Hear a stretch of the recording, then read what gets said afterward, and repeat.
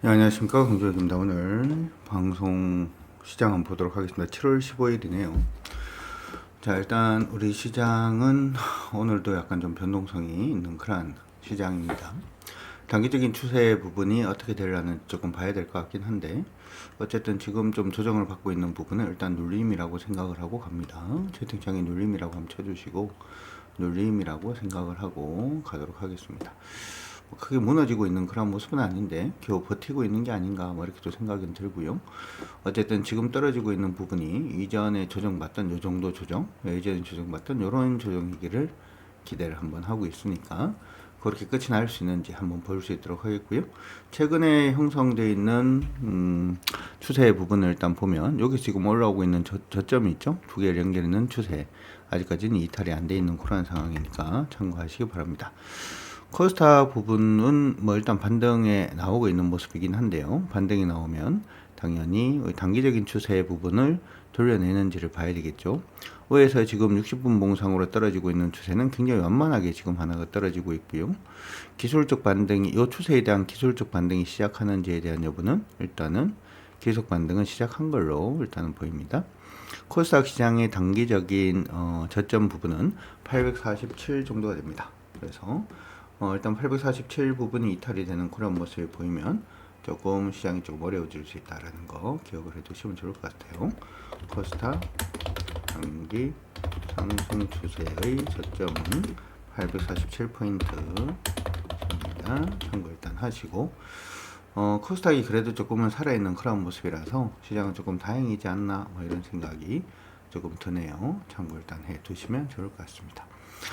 자, 일단 우리 시장 움직임을 좀 보게 되면은 시장 안에서 여타 중요한 얘기들이 좀 많이 나오고 있는데 일단 금리 인하 부분에 대한 시장 안에 이슈들이 좀 있습니다. 그러면서 글로벌 증시 자체가 일단 금리 인하 기대감이 일단 유지가 되고 있고 이러한 부분에서 우리 시장이 조금 약세 움직임을 보여주고 있다라는 부분 기억을 해두시면 좋을 것 같고요.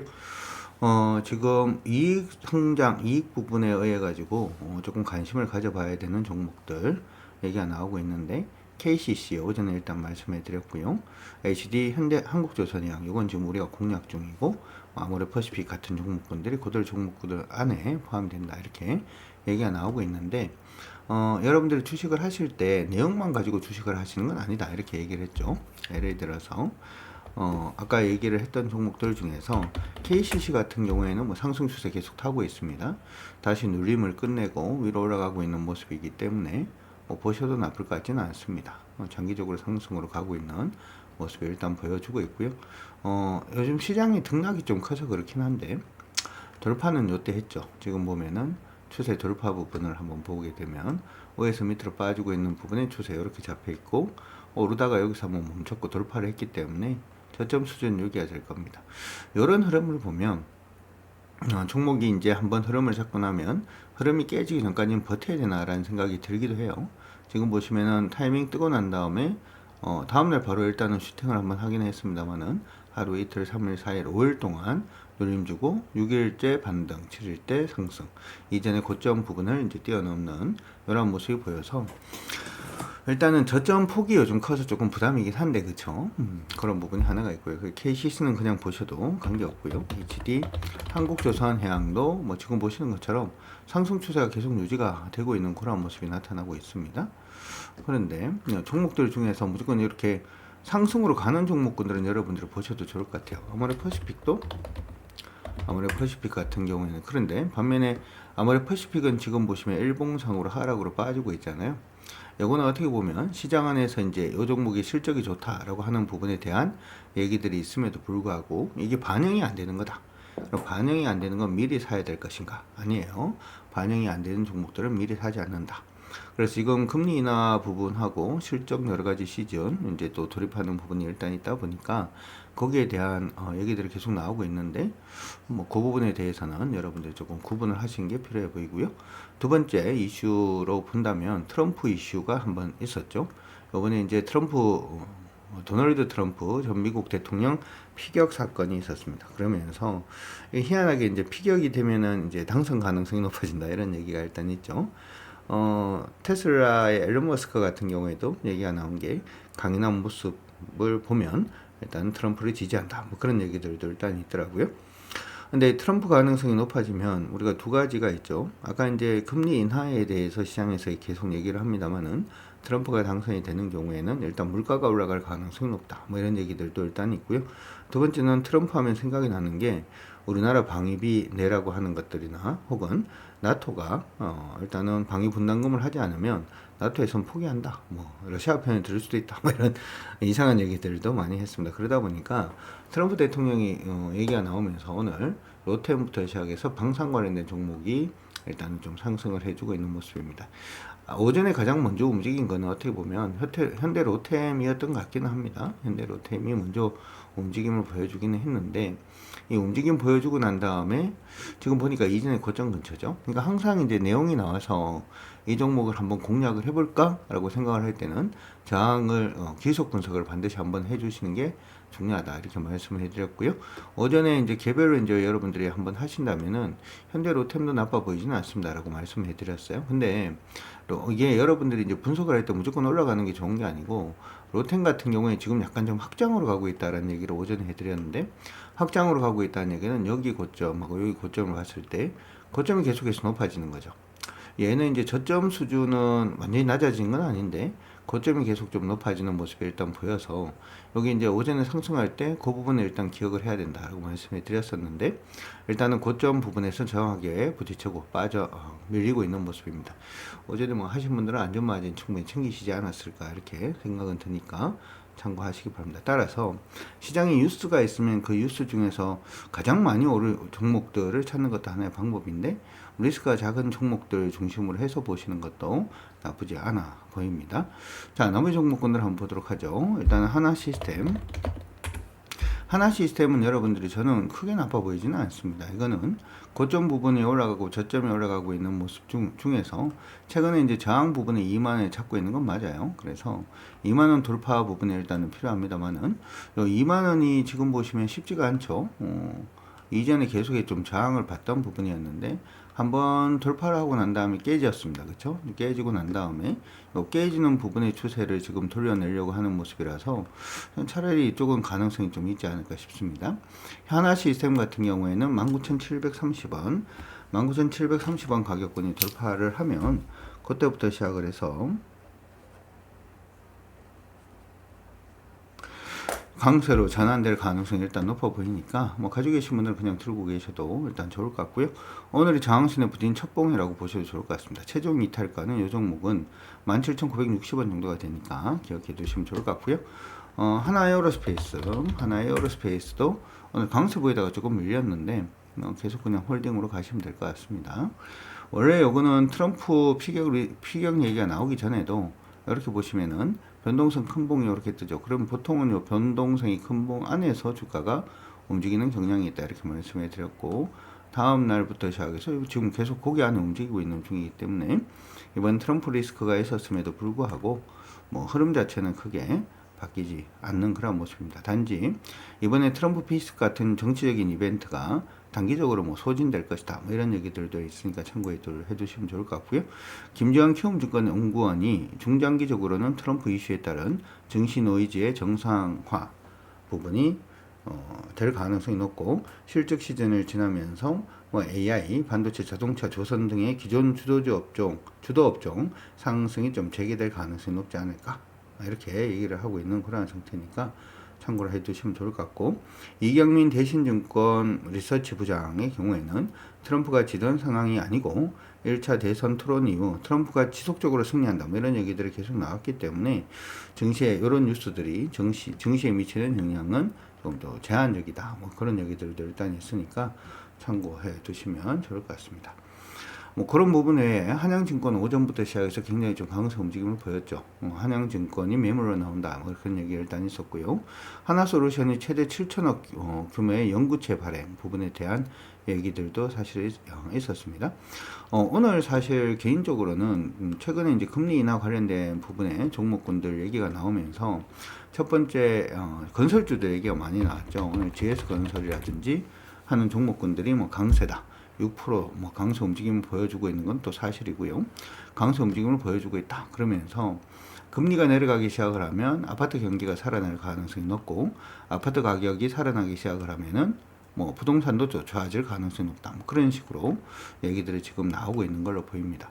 뭐 신빙성 없는 얘기는 일단 아닌데, 개인적으로는 지금 글로벌로 봤을 때 원자재 인플레이션이 어느 정도 좀 감소를 해야지 아파트가 팔릴 가능성이 높지 않을까, 뭐 그런 생각도 일단 좀 들긴 합니다. 물론 오늘 뉴스를 보니까 서울에 있는 집들 중에서 5채 중에 한 채인가요?